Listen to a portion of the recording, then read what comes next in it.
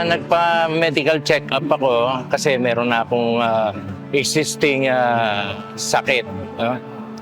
Meron akong diabetes and hypertension. Nagpunta ako dito kasi yung mata ko, malabo na yung mata ko. Yung reading glass ko, kahit na yung reading glass ko, malabo na rin. Kailangan palitan na rin. Para sa high blood, sa sugar, sa cholesterol, sa uric. Para bumaba po sila kasi matataas po lahat eh.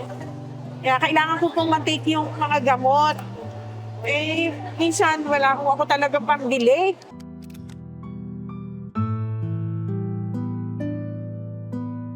At ito, nakalibre ko ng good for 1 month.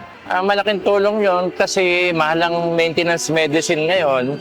Ngayon, naka-avail ako ng free medicine. So, nakatipid ako kahit papaano. Salamat sa Diyos at isa ako sa umattend dito sa medical mission ng free. At salamat sa Diyos, may libreng gamot. Sa sakit ko, hindi na ako bibiling gamot. Maraming salamat po.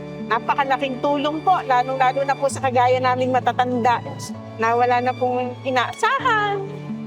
Siyempre, kung meron man po kaming mga anak, kanya-kanya din po silang pamilya. Siyempre, kailangan namin sikapin yung sarili namin para mapagamot, humaling. Siyempre, sa kagaya ko na wala nang hanap buhay, saan ko naman kukunin yun, di ba? Kaya maraming salamat. Kahit paano, may gamot na ulit ako. Di ba? Malaking tulong na to.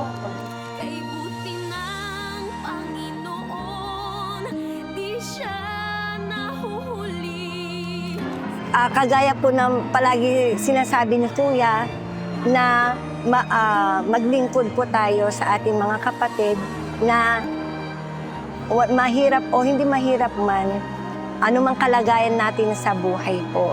Tapos, habang nag-duty kami, nandun po yung kasiyahan, kahit pagod man, nandun po yung kasiyahan na makapaglingkod tayo sa mga kapatid at hindi mga kapatid. Ang masasabi ko lang talagang sila, children of God. Ibig sabihin yung nagbo-volunteer sila para makatulong, ganun. Nagbibigay sila ng time, ganun. Di ba kasi, di ba yung parang iba yung binibigay mo yung oras mo para makatulong ka, di ba? Yung iba kasi, wala di ba? Kaya, hanga ako sa mga nyo, sasamahan nyo sa organization nyo.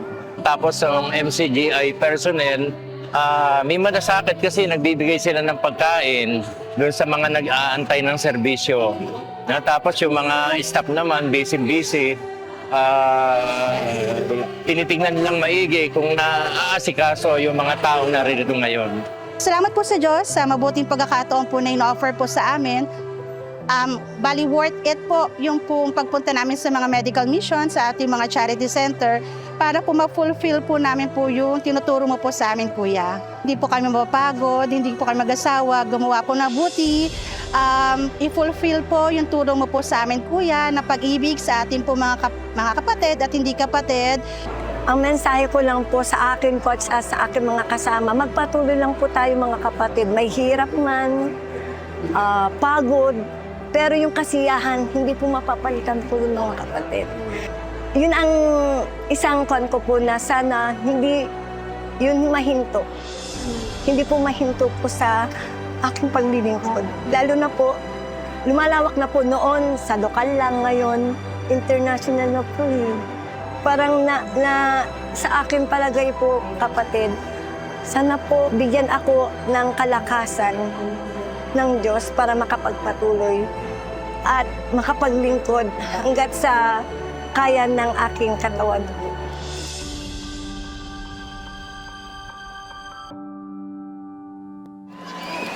Bati ko ng pag-ibig at kapayapaan sa lahat ng mga kapatid sa buong ko. Mula po dito sa Rizal, Region 4.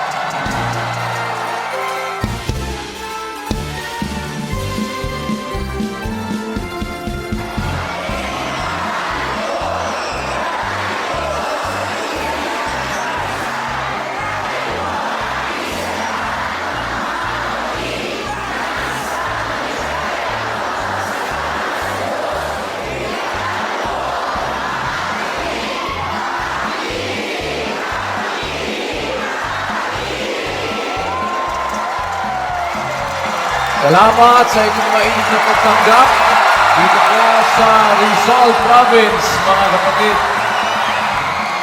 Sa inyong lahat, mga kapatid, maligayang araw po ng pagpapasalamat.